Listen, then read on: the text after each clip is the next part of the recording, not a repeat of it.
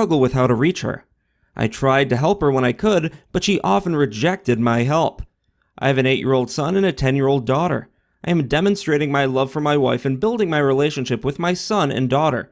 I am leading my family so that they understand what a good husband and father looks like.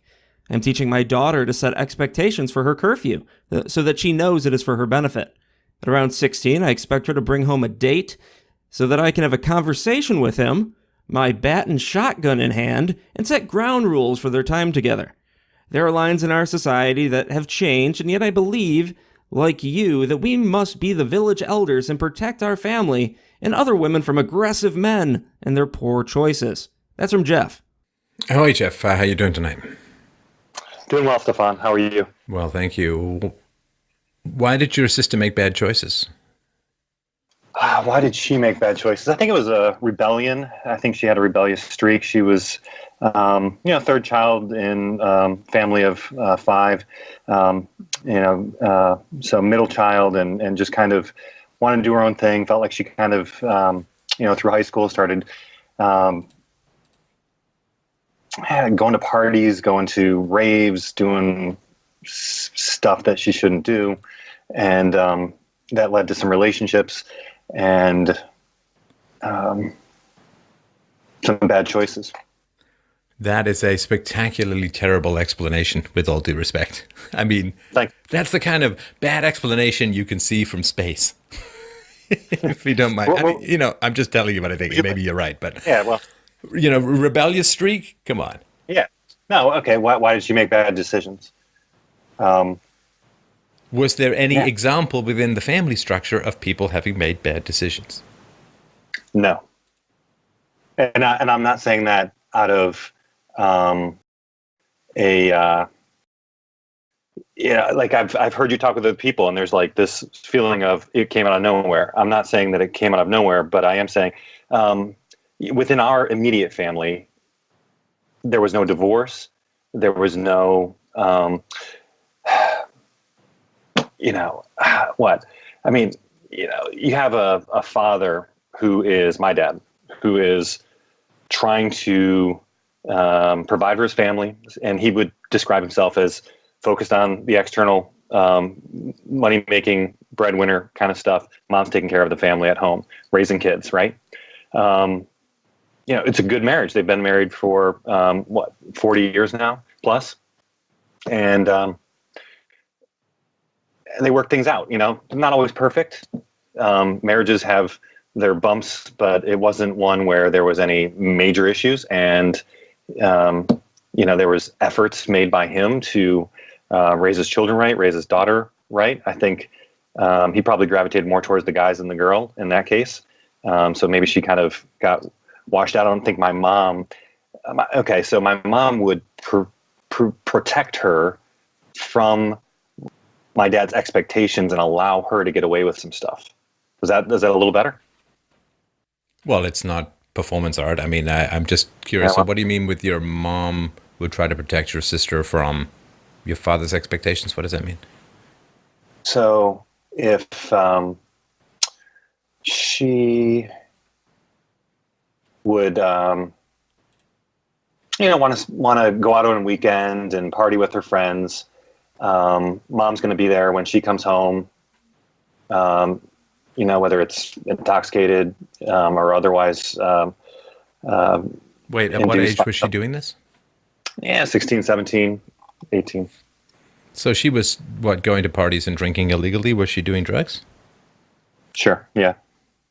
So she's doing drugs, illegal drugs, and she's drinking illegally at the age of 16? Right, yes. And what happened with your mom? Yeah, I mean, she would be making excuses for her, or, there's we're not going to come down too hard on her. I don't know exactly what that would look like, but, she can still have the keys to the car or do other things. It wasn't so as your if... mother set up a situation wherein your sister could escape negative consequences for her illegal behavior. True. Well, no, not true. I mean, this is what you're telling me, as far as I understand it. That is correct. And how did that work out? Not well. not well for her. And has your mother acknowledged that this was undermining consequences and that your mother may have played a significant role in enabling this behavior? I don't think so. I think... Why not? Because that would mean taking responsibility. That would mean... So are you saying that your mother does not take responsibility for her own bad decisions, and therefore she wants your sister to not take responsibility for her bad decisions? Is that what you mean? That would be true. Yes. Right. So when I said, was there any example in the family of right, you really weren't squaring off with me there, were you? Sometimes it takes a while to peel back the onion. Let's just put it that way. Didn't take that long. Okay, so give me examples of how your mom doesn't take responsibility for her bad decisions to some degree. Yeah, I mean, so this continued with one of my younger brothers who also got into some drugs and was protected by my mom, again, baby of the family. And wait, your brothers got into drugs as well? Yes. Yeah. At what age? Yeah. About the same. My sister and brother were close. So it was like, a couple years younger. So he was probably doing it even into 14, 15. It was around the same time. But then wait. Through hang on. Yeah. Okay. So she's the middle child. She got two younger brothers? Right. Okay. I'm the old. Okay. And so your sister was close to one or both of your younger brothers ended up with the drugs and the drinking? Just one. Just one. Was this the one that that she was close to? Yes. Do you know if she had any hand in introducing him to the drinking and the drug use?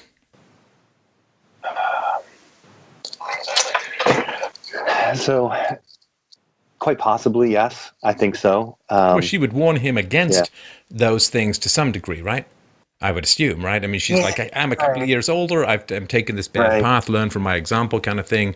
Do you know if she had any of those conversations with him? I'm sure she did. Yeah, absolutely. Absolutely. No. Yeah, you can't say absolutely and then say, I'm sure she did. No, I'm saying absolutely yes, she did. And I'm sure that she did because yes, I did. I've seen that kind of dynamic take place. So I'm confirming your. Okay. And did your sister ever take him to any of these parties or introduce him to any of the people who did the drinking and the drugs?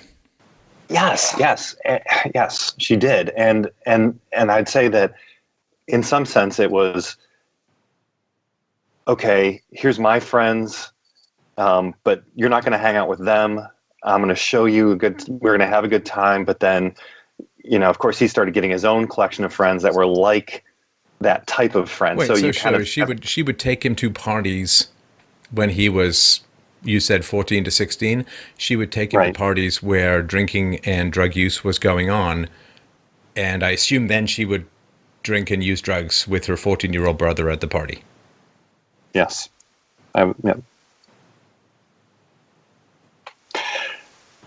Yeah, that I'm sure that happened. Yes, I mean, again, like I'm older, so I didn't see this happening. I was out of the house, kind of on my own. Out of the house. So I was in college. No, I understand that, but yeah, you went back home from time to time, didn't you? Yeah, I did. Hey, look at you, not taking responsibility. There you go. Like almost like you had a model for it. Well, okay. So here's my real question, right? Is how. I regret not taking responsibility. I regret not stepping up in a family that didn't show how to step up, and I want to make sure I correct that for my own family. Well, the first thing you can do is stop bullshitting me about your family and say, I was at college. Right? Because that is modeling not taking responsibility. My parents had a great marriage, no dysfunction in my household. Well, other than the fact that two of my siblings were underage drinkers and drug users, and the fact that my sister may have introduced my younger brother to drinking and drug use, and the fact that my mother undermined any consequences and enabled this behavior. Yeah, besides every family's dysfunctional in their own way. So now you're doing it in a different way. You understand? Okay, we've been caught out with some dysfunction, but hey, that's everyone, man. Sure, everyone has a drug conviction. Everyone drinks underage. It's what people do. You understand? That's called normalizing. Yes. And it doesn't make it any better, and it doesn't make it right, and it doesn't make it any more excusable. What kind of drugs were your siblings taking? So marijuana and some ecstasy, stuff like that. You know, that's not good for a developing brain, right? Particularly the ecstasy. Yeah. It can cause permanent brain impairment, right?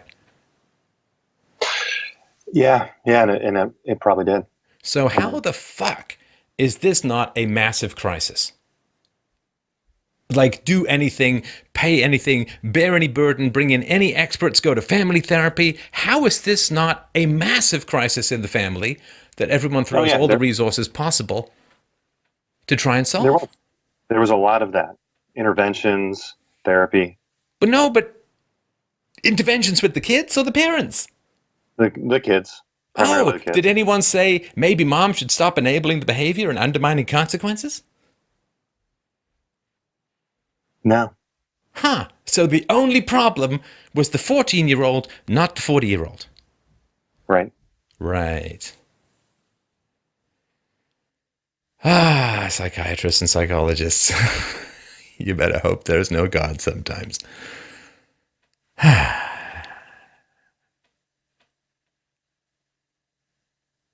So, neither of your parents, I'm going to assume, have any substance abuse problems. No.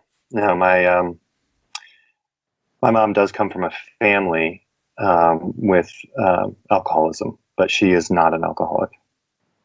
So she comes from a family with alcoholism, and she wanted to minimize the siblings drinking.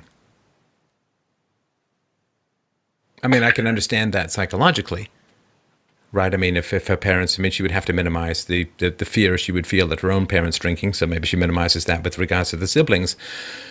But I'm sure she understands that if there is a genetic, or even, if there's a genetic component to alcoholism, then her kids being exposed to alcohol underage is very risky. Right. Right? Yeah, and I mean, it took hold. It took hold for your brother and sister? My younger brother was an alcoholic. He actually passed away not too long ago. How did he die? Driving. While drunk. Oh man. Oh Jeff, I'm so sorry. He crashed his car while driving drunk. How old was he? 30. Oh God almighty. Had he been an alcoholic for a while? Yes. Since 14? Yes. And this is what I mean by giant fucking emergency, right? Yeah, it was. Yeah, and just waiting for the phone call. At some point. Just knowing that he was unwilling to correct this or really do it himself, right? You can't do it for him. And we try. I mean, we had conversations again, and I understand that there's stepping up and this type of thing, and it's tough. But at some level, for him, he needed to change, and he was unwilling to do so. Well, didn't you say that your mother would argue that your sister should still have the car keys? Yes. Give me more about that context, please.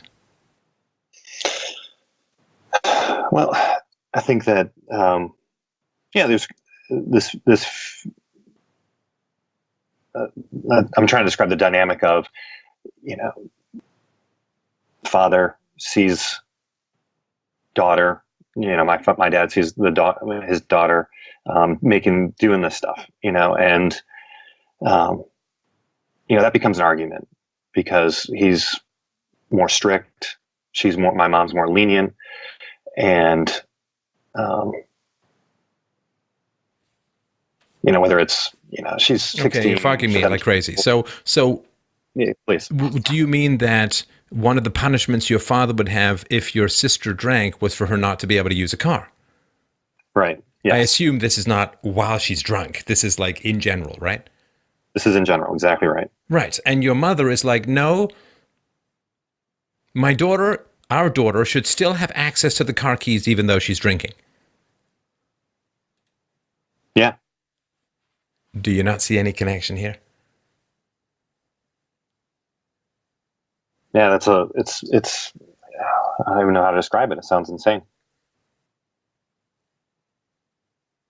Drinking should not prevent you from having access to car keys. And how does your brother die? Driving drunk.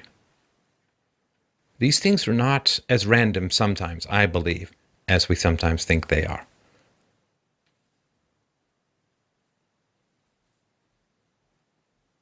Yeah, that's a connection. It's a connection I haven't even made until you've pointed it out. My belief, I don't know if this is proven or not, so I'll just, as usual, it's just my particular belief, Jeff, but I believe that when people get involved in substance abuse, their emotional development, and I think sometimes even their intellectual development, just kind of stops, but in particular their emotional development. See, we all face challenges in life, and we either grow or we fail based on those challenges. But the challenge is everything. Not knowing how to handle something, not knowing how to deal with something, learning to manage your own anxiety and your own fear at the new. I mean, I give you a completely stupid example because what we're talking about here is so volatile, and I want to just take a break from the depth because we need to keep processing. But back in the day, I developed a software program, and my partner and I were selling it at a bank. It was my first presentation of the software to a group of fairly senior-ish people at the bank. And I was up there and I was gesticulating to I don't know, I guess they still do presentations this way. We had this old VGA projector and a little white screen on the wall. And I was explaining things up on the wall and stepping them through the software and so on. And then we finished and we just started chatting about the stuff or however it might work or implementation or whatever. And I had no idea, honestly. And I was standing there going, I don't know. Do I sit down now? Do I keep standing? I don't know. And then my partner wrote down, sit down. Okay, thanks. Right. I didn't know. Another time, I gave a presentation of the software with my partner. And it turns out that the guy we were presenting to, he said, oh, yeah, I'm thinking of building something just like this. And I got kind of cheesed, right? I mean, it's like, well, wait, you invited us in for a demo, and you're thinking of building something like this. That doesn't seem right. That's not right. Not only are you wasting your time, but you might be picking our brains here. And is that good? Is that bad? Is that right? I didn't know, but I just but there's anxiety. There's, I don't know. Is it right? Is it wrong? This is years ago, and I'm pretty comfortable with just about everything I'm doing now, but it's having to deal with that. Now, when you get involved in substance abuse, in particular, I think that there's a truism, like a lot of alcoholics are like, they're socially anxious.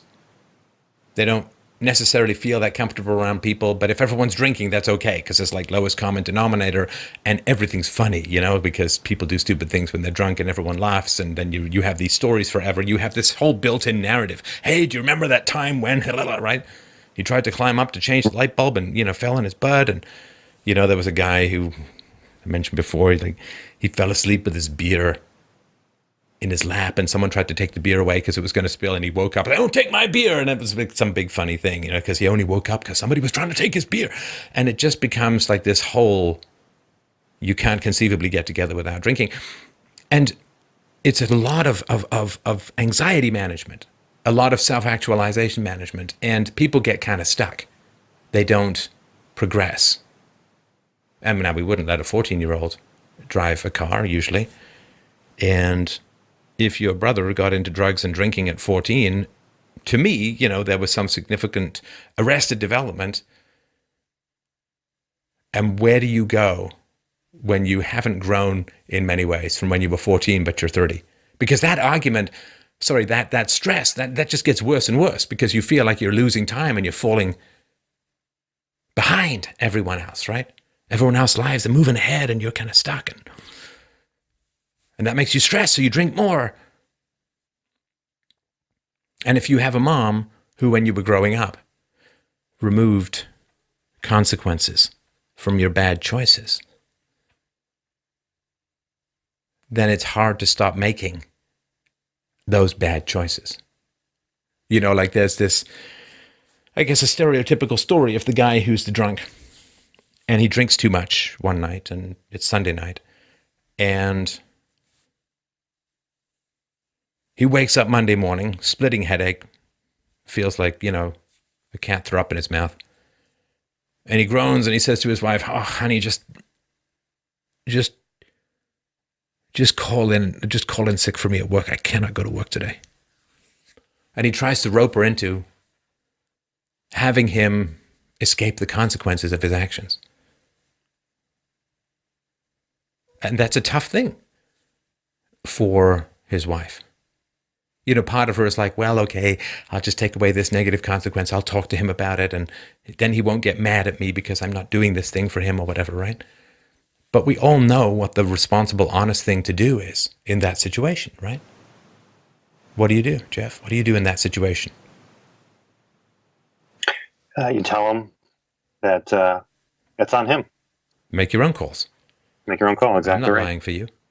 Right. And you damn well should go to work anyway. You knew you had to go to work today. You drank too much last night. I told you not to. I'm not covering up for you. But that produces a lot of anger because in this particular scenario, who knows how long that husband has been drinking for and avoiding the consequences and avoiding stressful situations and self-medicating with alcohol and avoiding growth and avoiding self-knowledge. And right, therapists usually won't treat anyone who's drunk or high because the person's not there, really. You're talking to the alcohol, you're talking to the drug. You're not talking to the person. It's like the same demon sits inside the chest of every addict. And there's no individuation there. And so by removing the consequences, I'm going to assume, well, I shouldn't assume. Let me ask the question. Did your mom's parents stay alcoholics or did they ever kick it? So my mom's parents were not alcoholics. Her brothers were. She had two brothers, and both of them were, and both of them are to this day. Well, one of them's had health issues. The other one is kind of on his own. He's been separated from the family. He's kind of got his own separate life going. So I haven't talked to him in years. Her mom and dad were not the alcoholics, although.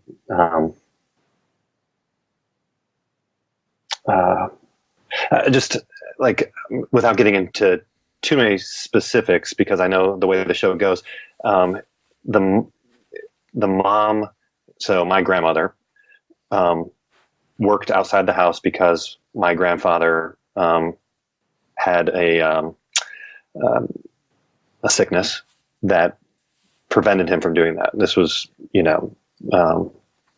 So, and this, yeah. Does that make sense? Well, I don't know the point of the last part, but I will say this, that your mother knew from the example of her own parents how to parent, or let me restart that and try and think of a better way to put it. It's kind of a tough double negative to squeeze out, but your mother saw her brothers descend into alcoholism, right? Right. So whatever her parents were doing to prevent that didn't work. Correct. So what did they do or not do that resulted in such a failure? Passivity. Passivity combined with enablement or something else? Yes, absolutely. Yeah, that's a deadly cocktail right there. And is that what happened? It was. That was exactly what happened. So would it be unfair? It's a brutal thing to say, so I'm not saying all of this is conscious knowledge and so on. But would it be unfair to say that your mother knew the outcome of what she was doing because she saw it happen to her own brothers? Yeah, it's that's entirely possible. Again, because her brothers were, they didn't come. They what am I trying to say here? So your mom saw parental passivity facilitate the slide of her brothers into alcoholism, and she repeated, as far as I understand it, the same behavior with regards to your siblings that resulted in them sliding into alcoholism and one of them dying. Right. And how did what's going on with your sister? So she's not an alcoholic. She, drinks, but it wasn't too much. I guess in some sense you could say she's had a child from a previous marriage. It didn't last very long. 2 children with her current marriage, and things are seem to be going okay for her. How long ago did your brother die? Less than a year. Well, I assume things aren't going super great for her. Okay. Didn't she facilitate your brother's introduction to drugs and drinking? Absolutely. So in terms of her feelings towards my brother, they are steeped in anger and resentment towards him in many ways. Wait, there's an emotion there that I was expecting that I didn't hear. She doesn't take responsibility for it. No guilt? Not really. But again, and Jeff, correct me where I go astray. I'm always trying to play catch up with these conversations, but didn't your sister help facilitate his getting into drugs and drinking at an even younger age than she was? She was 16, you say, and he was like 14. Right. Yeah. I mean, so what am I missing here? She introduces a 14-year-old little boy to drinking and drugs. He ends up becoming an alcoholic. Was he a drug abuser as well? Yes. Okay. Yeah, so she introduces him to alcohol and drugs. He becomes an alcoholic and a drug abuser and dies at 30. And she resents him for this? What? Because she could handle it. It didn't affect her in that way. She never. But she was older. She was. By 2 years. Those are 2 not insignificant years. And what does it matter? We don't know in advance if smoking is going to kill us or not. Smoking only kills half of smokers. But if you introduce a kid to smoking and he dies of smoking and you're still alive, do you get to say, well, I shouldn't feel any guilt because I'm still fine. It didn't affect me.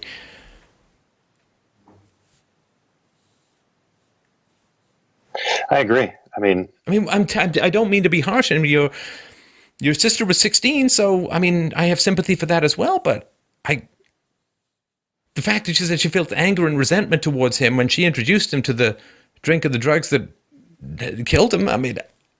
I'm just old-fashioned, but it seems like something's kind of missing.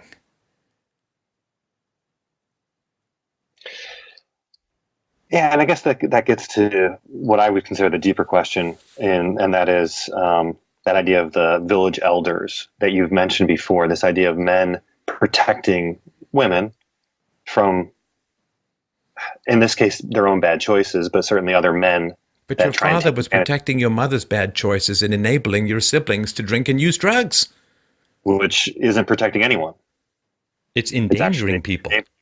It is. It absolutely is. What if your brother had plowed into children?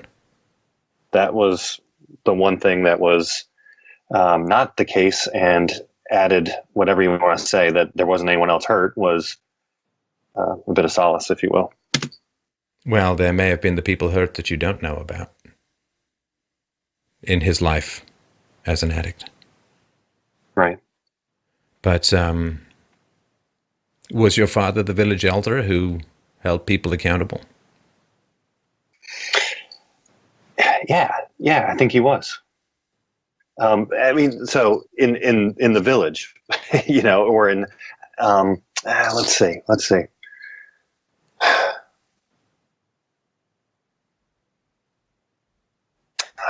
So I'm thinking of a friend of his who's also an let's alcoholic. not bring anybody else into the mix. I think we've got enough to work with, Jeff, just with your own family. The pieces are on the table. All right.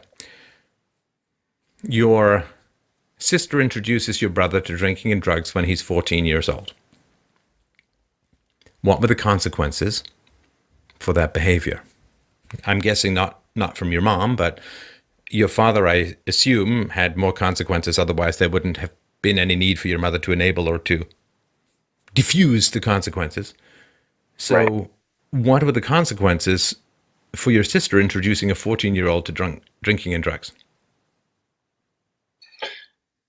Yeah, again, attempts to take away the car, other privileges. No, what do you mean by attempts? I don't understand that.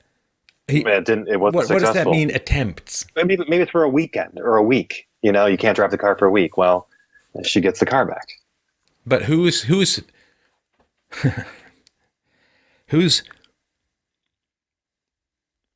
lobbying for the car to be returned? The young girl. And the mom. And the mom. And was the car returned because your mom thought it was a good idea, or she's suffered enough, or whatever? Right. Was the car returned against your father's preferences?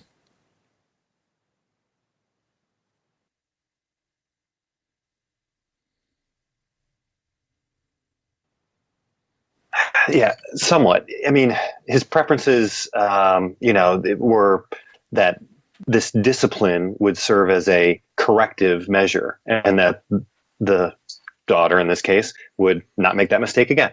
So, hey, it's wait. What do you mean by mistake? Breaking curfew. Generally shouldn't. I mean, we generally can't justly punish for mere mistakes, right? There has to be some moral choice, some free will involved, some responsibility involved for punishment to be just, right? Absolutely. So give me an example of why she would have the car taken away. And I appreciate your patience with this. I'm just trying to map it, Jeff. So what actions on behalf of your sister would result in the car being taken away? I think it's usually just, coming home after curfew. I'm not sure what her state was, whether she was, again, inebriated or under the influence at that time. Did your parents know that she introduced your brother to drinking and drugs? Not really. And again, he's 14. It's when Shouldn't they have some idea where he is and what he's doing? If he's going out with your partier sister or your partying sister, wouldn't they know that? They would, and it would, and in that case, the only crime, if you will, is coming home late. What? What do you mean? The only crime in taking a 14-year-old boy to a drinking and drugs party is coming home late? What am I missing here? Yeah, that there was no known, like they didn't know that they were drinking and doing drugs. What do you mean they didn't know? They didn't know your sister's friends? They didn't know, they didn't meet their parents? They didn't, I don't, because everyone says, oh, the peer group is so important, but the parents have authority over the peer group. They have authority on who's in the peer group. They have authority on who their kids hang out with. I mean, did your parents not know that there was drinking and drugs at the party that their 14-year-old and their 16-year-old were going to? You would think that they would know that. Would you like to know that when your daughter's 14? Yes, absolutely. Do you think you will? Yes, I will. My question is, how could you not? You'd have to be willfully ignorant.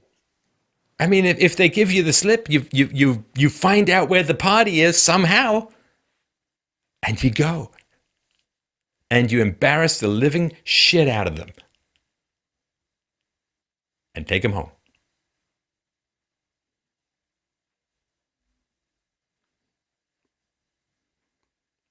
Like, I don't know how a 14-year-old ends up at a party where he's doing drugs and he's drinking alcohol. I don't know how that happens.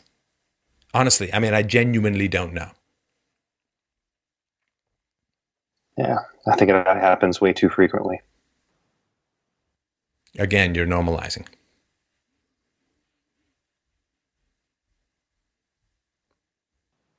Yeah, I'm just saying it's common. It's become common. I mean, okay, yeah.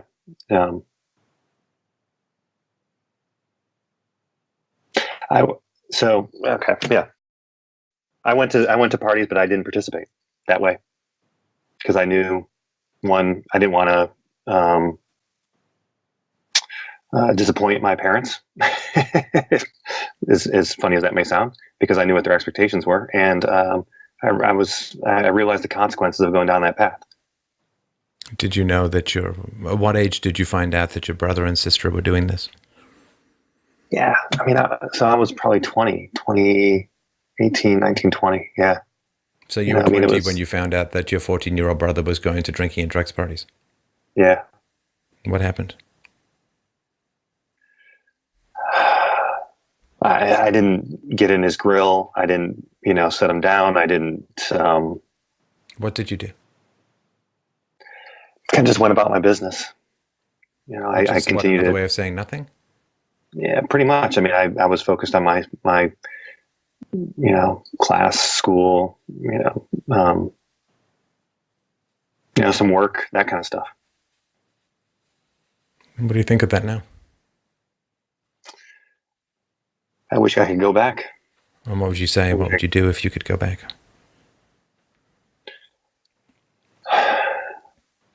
Yeah.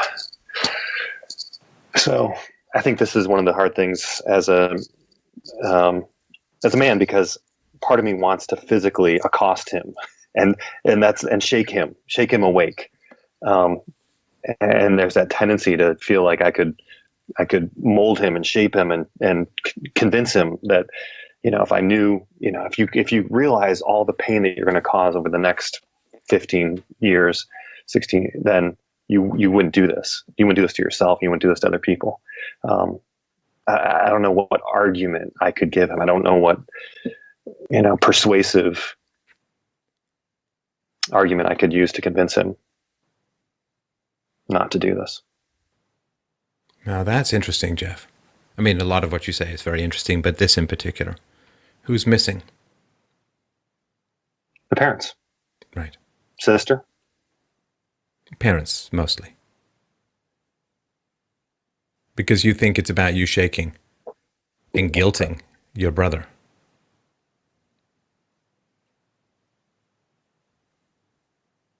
What would you say to your parents? Yeah. So I would, and there's a real danger there in terms of getting between my parents. All of a sudden, I'm taking sides, and I'm. Wait, what do you mean between your parents? I'm taking the side of, say, my father, who wants to be more of a strict disciplinarian, and against my mother who wants to be an enabler. And I'm telling my mom she's wrong. And okay, but what's wrong with telling your mom she's wrong? I mean, we all can be wrong. We all are wrong from time to time. And what's wrong with telling your mom she's wrong? I'm 20 years old. I'm still, in a relation. I still view my mom as someone that deserves my respect and deference, and her child I wouldn't want to alcoholism and drug addiction. Well, yeah, not knowing now what I would, to be able to go back, it would change the things I would say and the way I would say it. Let's just say it would be worth the fight, right, Jeff? It definitely would be. Okay, so what happens if you tell your mom she's wrong? What happens if your father tells your mom she's wrong? What are the consequences? Because remember, this is a woman who thinks there shouldn't be many negative consequences to bad decisions or bad behavior, right? So surely she would not inflict bad consequences on you, or negative consequences on you for saying that she's wrong, because if she thinks that your sister should get the car back because she's out drinking and doing drugs and introducing your 14-year-old brother to it, not too many negative consequences. And I think that criticizing someone is really a little less important than introducing a 14-year-old to drinking and drugs. So given that your mother is very invested in there not being negative consequences for bad behavior, I'm sure she wouldn't punish anyone for criticizing her, right? I think you cracked the nut in that sense, because this the scale of justice, so to speak, in her mind goes that criminal and near whatever you want to say, homicide, not homicidal, but death, things that could cause death and crime and massive hardship and suffering in an entire family. Those things could be excused, but how did you put it? Just disagreeing with her. What happens, Jeff, if you disagree with your mom, or you went back in time to disagree with your mom? What are the consequences of disagreeing with your mom? In many cases, I think it's either some veiled anger, some possible threats, and then radio silence and subversion. Okay. So veiled anger, what does that look like? So it could be an argument, you bringing up all the bad stuff in the past. Oh, you said this to me and you did this back then, and this is all your fault because of how, you were raised wrong and you yelled at me and you said this that time. And, that's why, you weren't there for us when you needed to be. You were too busy working instead of taking care of the kids, this kind of thing, or something like that. That was a little bit of a blur. If you could unpack that for me a little more, please. So, the veiled anger tends to come in the form of a litany or a list of past ills that discredit the person. In this case, my father. In some cases, if I were to do it, I'm not, I'm sure that there would be, I rarely argued with my mom, but I observed my mom argue with my dad, and it was a list of things that he did that discredit him from being able to take that stand. Okay, so she goes for character assassination if somebody criticizes her specific choices. Right. Is that right? Yeah, I think it is. Yeah, but I mean, ad hominem is not a particularly valid argument, right? No, but it can silence the critics. Well, it certainly seems to have silenced one member of the family. And what was the second one? Veiled anger. Oh, threats. What were the threats?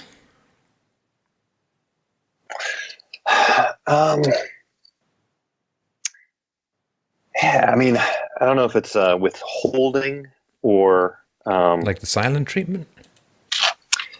Yeah, that would kind of follow on, but it was almost, I mean, again, like...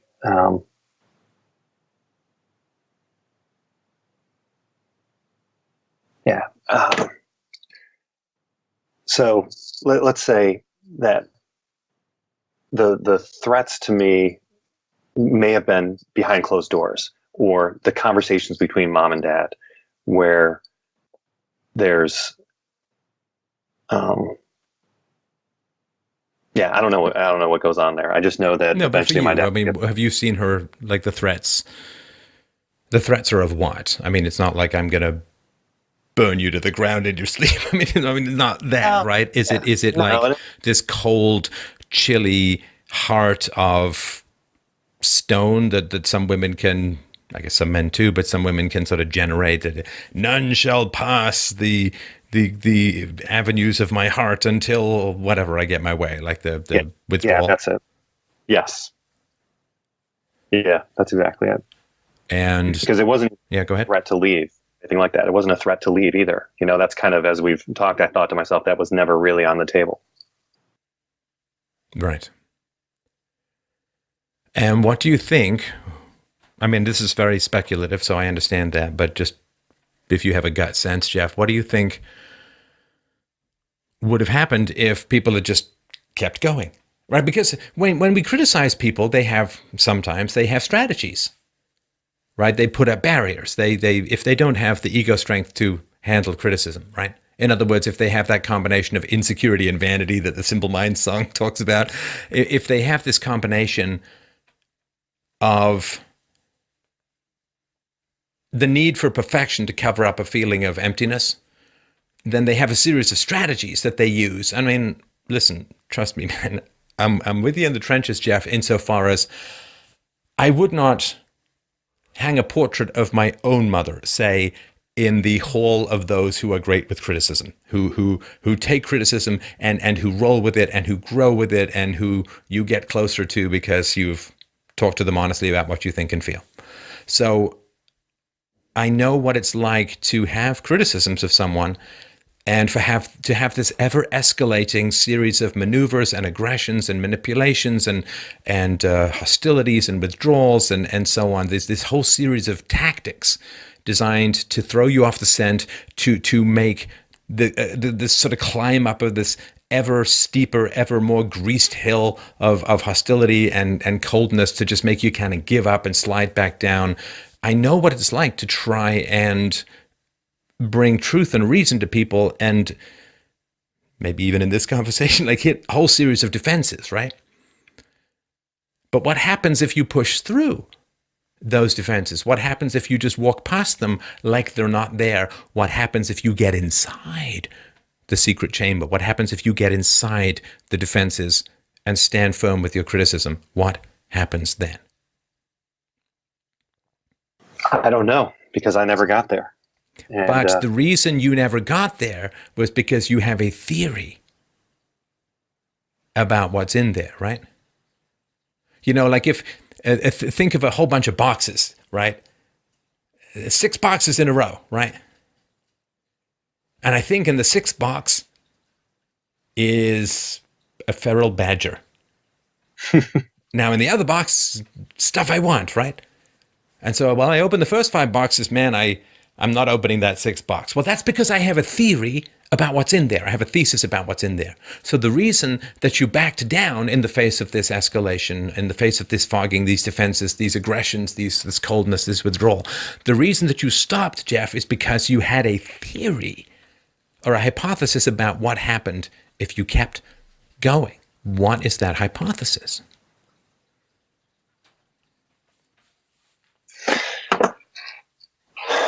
So,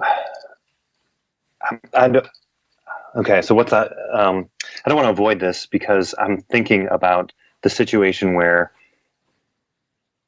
okay.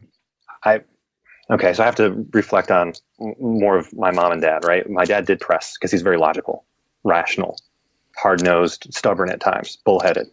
So he would press. And eventually, again, my mom would close down and then subvert on the side. So what's in the box of pressing through? Well, what does subvert on the side mean? That it's maybe a tacit, face agreement, but then allowing, say, the kids to go out or whatever that looks like. Oh, so she would pretend to agree and then lie and betray her implicit promise. Is that right? Right. That is some pretty Weasley shit, I'll tell you that. And it breaks trust, right? It does. Were you allowed to break your word to your mom? No. Ah, wait a minute. A mom with a double standard. Well, I guess we finally found one. Husbands have it too. All right. So she would say, okay, I agree, but then she would back out of it and undermine the agreement, right? Yeah. And even as you described this, the rational, logical side, it's all feely. It's all touchy-feely. It's abstract, random, touchy-feeliness. So it's very hard to crack that. Wait, but what do you mean by that? That the logical connections of A to B to C. If we do this, this will happen. Do you agree that there's a high probability of B happening if we do A? Even that level of thinking, just smoke comes out of her ears. It doesn't necessarily compute that way. Does she feel like, because I know I've had it in arguments with women where you sort of make the logical case and they feel like you're trying to entrap them, or they're always looking down the road to see what the consequences of agreement are. They just can't follow along with each step. Right. So I'm going to bail. I'm going to bail out. I'm going to exit the, I'm going to take. I see what you're trying to do. You're trying to, it's like, no, I'm just making a case here. Right? Building the case, right? Right. If A, then B. If B, then C. I know what D is. I'm not going. It's like, well, no, this is not, jumping down to the conclusions and then denying the process is not rational, right? It isn't. Yeah. Yeah. I mean, this kind of thinking has gotten me to the point where I believe, so much of what we think about in our lives as human beings is that syllogism of premise one, what's true. And then premise two is, do you believe that it's true? And if you believe that it's true, the conclusion is you must act on it. Well, sure. I mean, what's the point of reasoning through stuff if it doesn't change your behavior? And what's the point of having random behavior? I mean, that's just disastrous all around. I mean, who drives you to an unknown place without turning on a GPS or checking a map? I mean, it's just a recipe for wandering around back lanes till you run out of gas. Right. Yeah. So the choice is people choose to believe whatever they want to believe so they can avoid the truth. And if they choose not to believe it, then they don't have to act on it. And this continues. And I don't mean to get too theoretical, but that's how I see a lot of these types of things. And I appreciate that. Belief. So I'm sorry. So what happened with your father when your father would push? So would he eventually get to a place where your mother would pretend to give in, but then undermine later on? Yeah. When he found out about that, what happened? He would get angry and accuse her of undermining him. And then what would happen? And recycle the same process of some anger, some litany of. So your mother faced no consequences for her bad decisions, and she transferred that virus to her kids. Yeah, I think so. I mean, what would the consequences be? What do you think the consequences would be, or should be, for her making promises and breaking promises? I don't know. Again, as a husband, what are the consequences to a wife that does? The first thing you do is you try not to marry someone like that. I mean, I hate to be that blunt, but I hope you didn't, and I'm sure you didn't if you're calling in here. No, I didn't actually, and that's one of the encouraging things. People will pull their bullshit on you as long as that bullshit works. Right. I mean, I know this. I mean, I won't get it. No, okay. So yeah, people will just keep pulling. Like I'm telling you, Jeff. I hope you'll listen back to this conversation, because you're telling me, well, there was no dysfunction in my family. And I'm sure you believe it in the moment. My parents were happily married. 40 years they've been married. My sister, well, she just had a rebellious streak.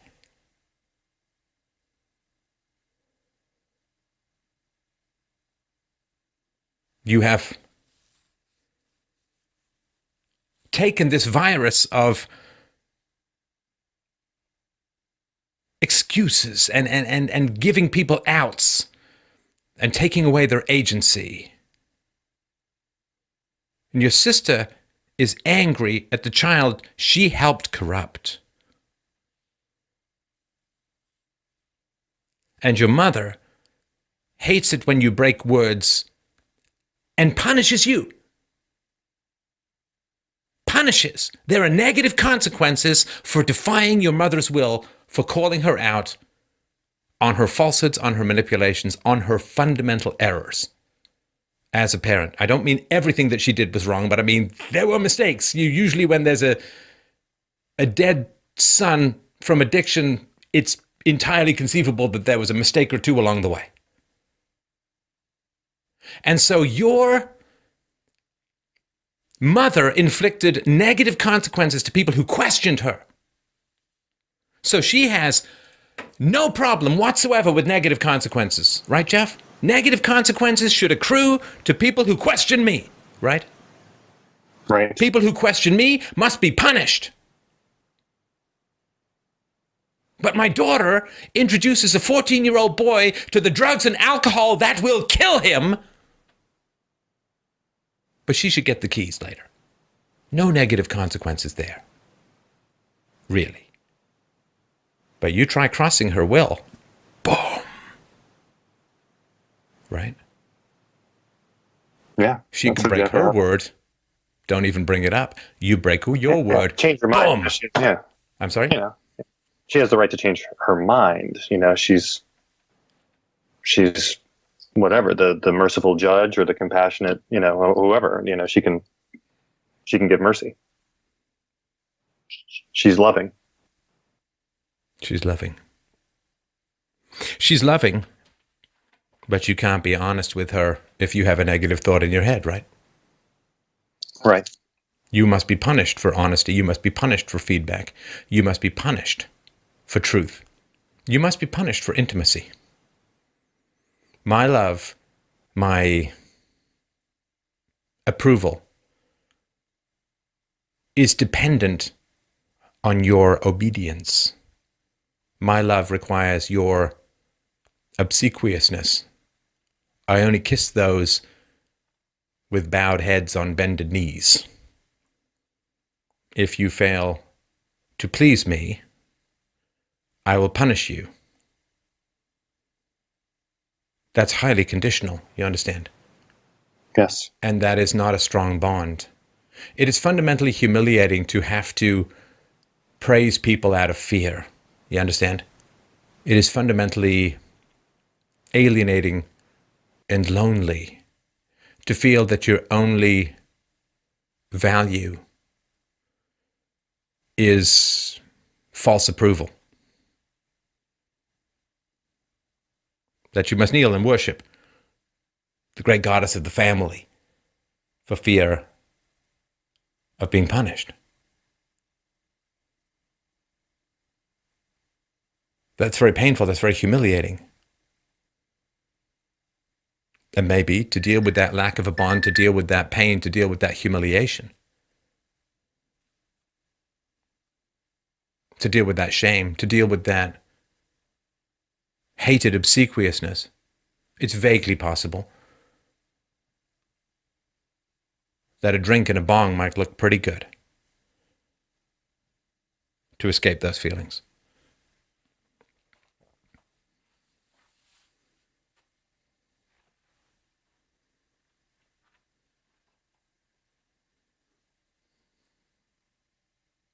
Because in that hierarchy of values, Jeff, introducing a 14-year-old to the drink and the drugs that will kill him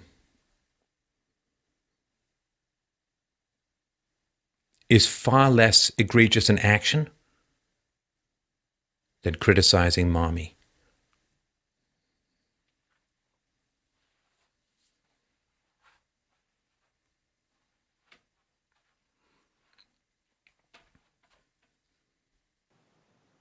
Yeah.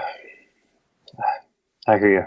I hear you loud and clear, Stefan. Because one of those things there should be no real consequences, but another one of those things must be ferociously punished and stopped at all costs. Yeah.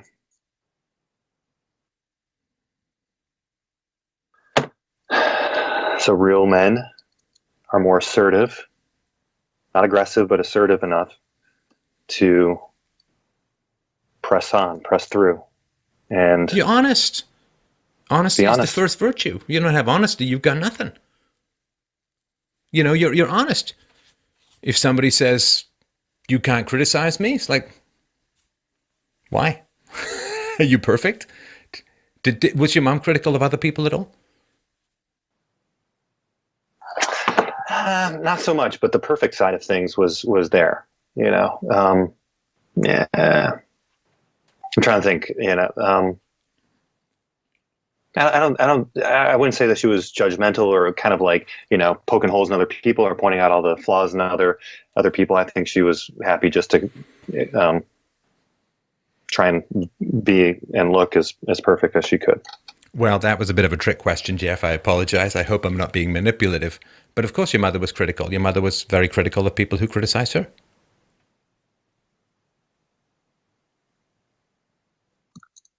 That's true. Yeah. You got to watch this stuff, right? You got to be alert. You got to be with it. And I know this is a drinking from the high fire hose of new perspective. But here's the thing, like, yeah, it's hard to view myself in that role. It's hard to view myself as the one who's being criticized or the one that's being attacked. Right. Right.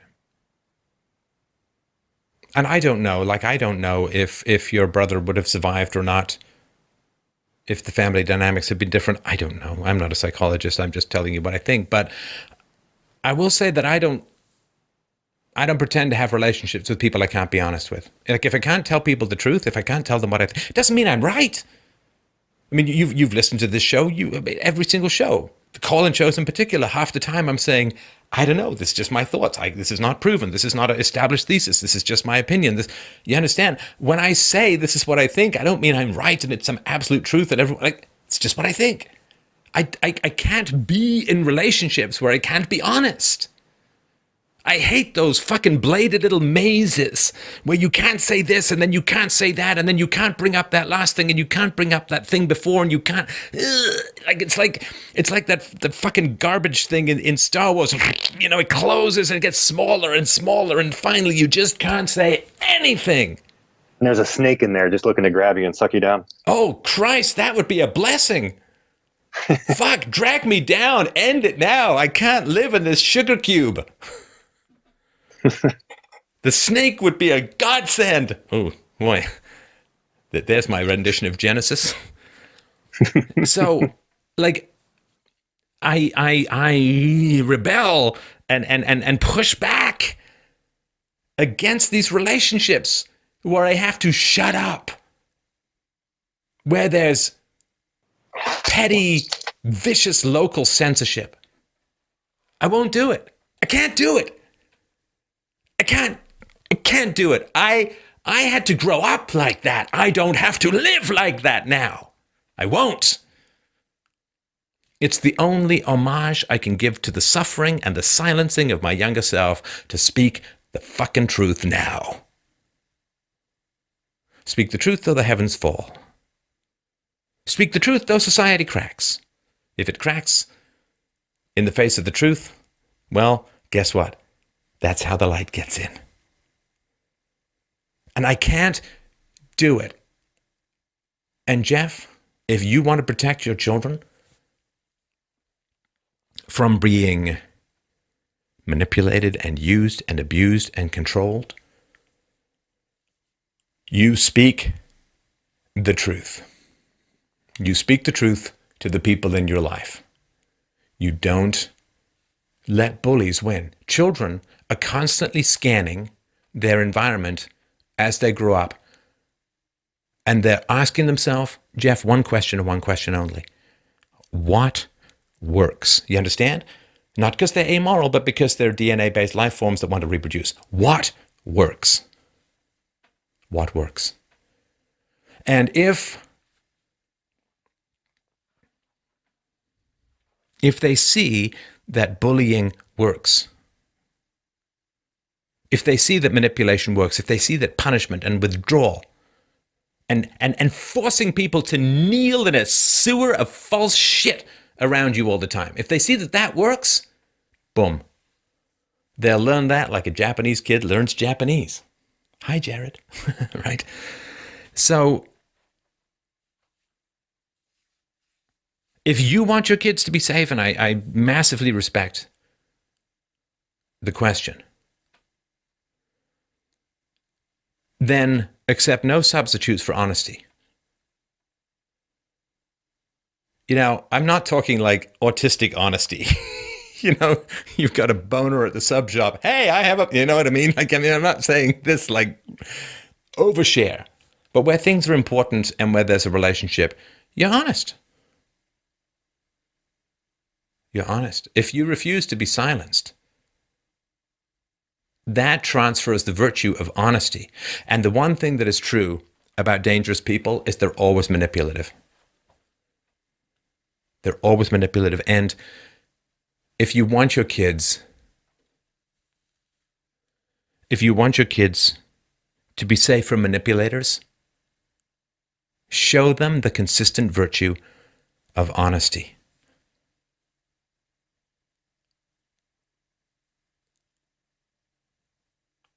Do not worship the tiny gods of silencing. Do not kneel before the empty altar of insecurity, and do not crush your independence and your thought and your virtue for the sake of appeasing those whose existence is somehow fed through avoidance and how they are somehow filled up with emptiness and consider themselves content. Just be honest. Tell the truth. And if your children see that, well, as Polonius says, above all else to thine own self be true, and then it shall follow as night follows day. Thou canst not be false to any one. Speak the truth, do not be silenced. And then the corruptors and the psychos, as you call them, and the moralizing, virtue-signaling manipulators will avoid your children like the plague. Because to liars, honesty is a fatal disease of the soul for them, or the soulless, I should say. Protect them with straight-faced, open eye contact honesty in the world, and they will walk through corruption like Moses through the Red Sea, parting it on either side.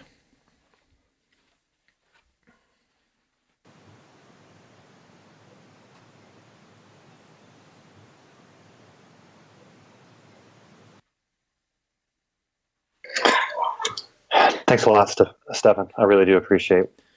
You're very welcome. And Jeff, thank you so much for your honesty in the conversation tonight. I hope it works out well. I'm sure it will. And I really, really appreciate you having the chat. And thanks everyone so much for listening to this Free Domain Media show.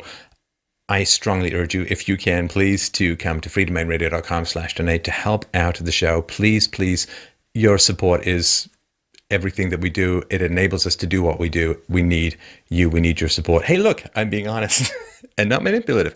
freedomainradio.com/donate. You can use our affiliate link at fdrurl.com/Amazon. Follow me on Twitter at Stefan Molyneux. And last but not least, yes, you out there at the keyboard, if you're near a keyboard or even a soft keyboard, we have a new sign up for the mailing list. We'll put the link to that below. And I hope that you will avail yourself of that. Going to have some interesting stuff coming down the pipeline. Don't forget, next month, August 2017, The Art of the Argument comes out. I'm also working on a new book, an introduction to philosophy. I plan to have no more than 22 to 26 volumes. So thanks everyone so much.